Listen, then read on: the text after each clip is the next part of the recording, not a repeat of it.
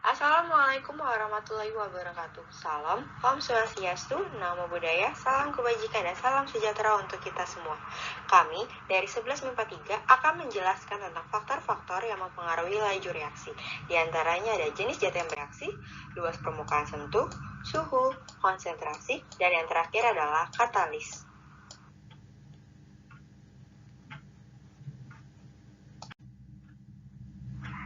Jenis zat yang bereaksi.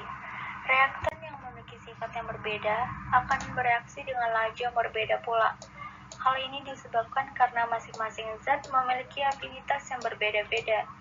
Umumnya, reaksi yang terjadi antara senyawa ion dapat berlangsung cepat. Penyebabnya adalah gaya tarik-menarik yang kuat antara ion-ion dengan muatan yang berlawanan. Sedangkan untuk reaksi yang terjadi antara senyawa kovalen, pada umumnya memiliki laju reaksi yang lambat. Hal ini dikarenakan untuk memutus ikatan kovalen dibutuhkan energi yang besar. Sebagai contoh, metana yang direaksikan dengan gas kalor di ruangan gelap akan menghasilkan gas trichlorometana dan gas asam klorida yang namun sangat lambat. Kecepatan reaksi tergantung pada jenis zat bereaksi. Ada zat yang bereaksi sangat cepat dan ada yang bereaksi lambat. Contohnya, natrium bereaksi cepat dalam air karena logam natrium mudah melepaskan elektron. Dalam kondisi yang sama, logam K bereaksi cepat dalam air dan uap melepas elektron dibanding logam natrium. Luas permukaan. Semakin luas permukaan bidang sentuh, maka reaksi yang berlangsung akan semakin cepat. Dengan kata lain, semakin besar laju reaksinya. Hal ini dikarenakan saat luas permukaan bidang sentuhnya luas, maka akan semakin banyak pula partikel atau molekul yang bertumbukan secara efektif. Sebaliknya, jika luas permukaannya kecil, maka laju reaksinya akan semakin kecil karena partikel atau molekul yang bertumbukan secara efektif semakin sedikit. Contohnya, tabung pertama dengan tabung kedua memiliki 4 persamaan, yaitu persamaan pertama ada pada reaksinya yang memiliki Mg dengan HCl. Persamaan kedua ada pada suhunya, memiliki suhu 10 derajat Celcius. Persamaan ketiga ada pada konsentrasinya, memiliki 1 M. Dan terakhir, persamaannya ada pada massa luas permukaannya, sama-sama memiliki 1 gram. Tetapi memiliki perbedaannya di luas permukaan, yaitu tabung pertama luas permukaannya adalah serbuk, sedangkan tabung kedua luas permukaannya adalah lempeng. Hasilnya yaitu laju reaksi pada tabung pertama lebih besar laju reaksinya daripada tabung kedua.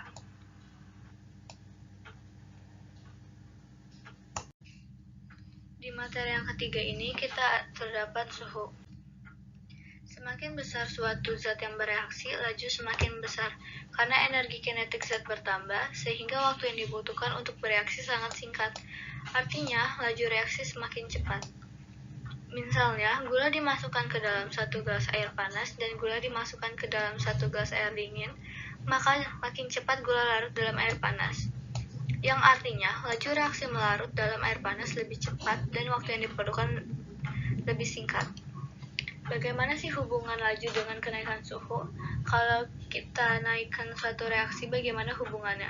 V2 sama dengan V1 dikali N, maka T2 dikurang T1 per delta T, yang dimana V2 sama dengan laju pada suhu yang lebih besar, V1 adalah laju awalnya, N adalah perbesaran lajunya, dan T1 adalah suhu awal, T2 adalah suhu akhir, dan delta T adalah kenaikan suhunya.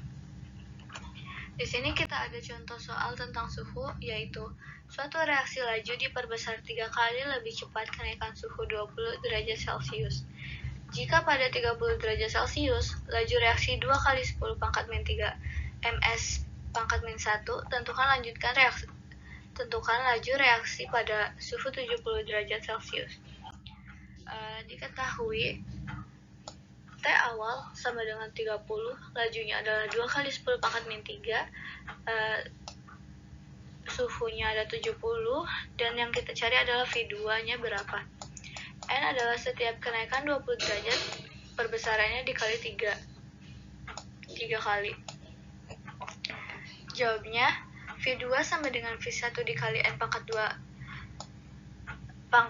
N pangkat T2 dikurang T1 per delta T, maka 2 kali 10 pangkat min 3 ms min 1 dikali 3 pangkat 70 dikurang 30 per 20, di mana 20 itu adalah delta T. 2 dikali 10 pangkat min 3 ms pangkat min 1 dikali 3 pangkat 40 per 20. 2 dikali 10 pangkat min 3 ms pangkat min 1 dikali 3 kali 3 pangkat 2. Dan 2 kali 10 pangkat min 3 ms pangkat min 1 dikali 9. 9 dikali 2 adalah 18, maka V2 sama dengan 18 dikali 10 pangkat min 3 ms pangkat min 1, dan hasilnya adalah V2 sama dengan 1,8 dikali 10 pangkat min 2 ms pangkat min 1. Itu laju reaksi pada 70 derajat Celcius, di mana perbesaran 3 kali setiap kenaikan 20 derajat Celcius.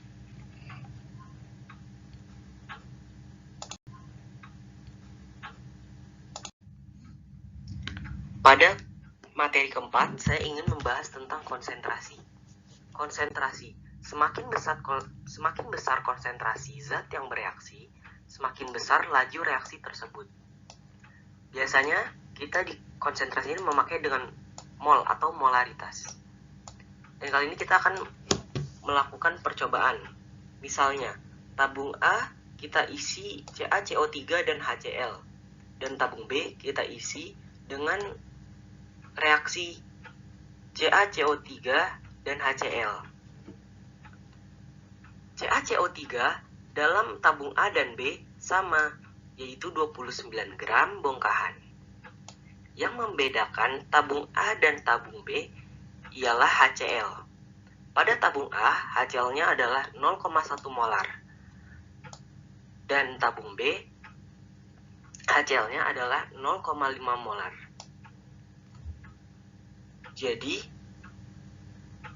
reaksi tabung B lajunya lebih besar daripada reaksi tabung A, karena konsentrasi zat HCl lebih besar pada tabung B. Apa bedanya memang kalau konsentrasi lebih besar?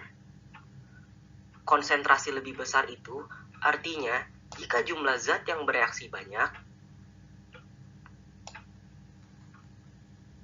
karena tadi molaritas itu adalah mol per volume. Mol itu identik dengan jumlah zatnya. Kalau jumlah zat yang bereaksi banyak, frekuensi bertumbukan semakin besar.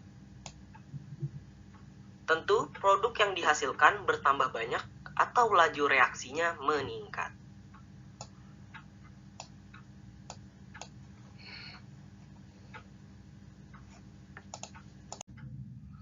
Katalis. Katalis adalah zat yang dapat meningkatkan laju reaksi, tetapi zat tersebut tidak ikut bereaksi, dan pada akhir reaksi zat itu diperoleh kembali.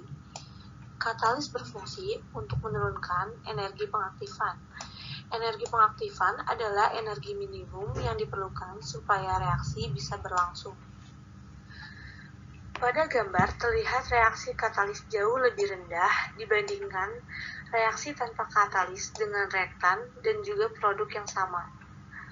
Puncak kurva hijau menunjukkan energi aktivitas reaksi tanpa katalis, dan kurva ungu menunjukkan kurva aktivitas reaksi dengan katalis. Hal ini berarti penggunaan katalis dapat menghemat energi yang digunakan untuk reaksi. Katalis berdasarkan bentuknya dibagi menjadi dua, yaitu katalis homogen dan katalis heterogen.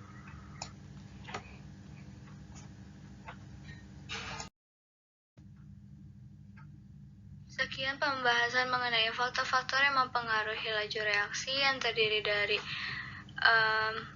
jenis zat yang bereaksi, luas permukaan sentuh, suhu, konsentrasi, dan juga katalis. Semoga materi ini bisa bermanfaat bagi kita semua. Bila ada kekurangannya, kami meminta maaf. Sekian dan terima kasih.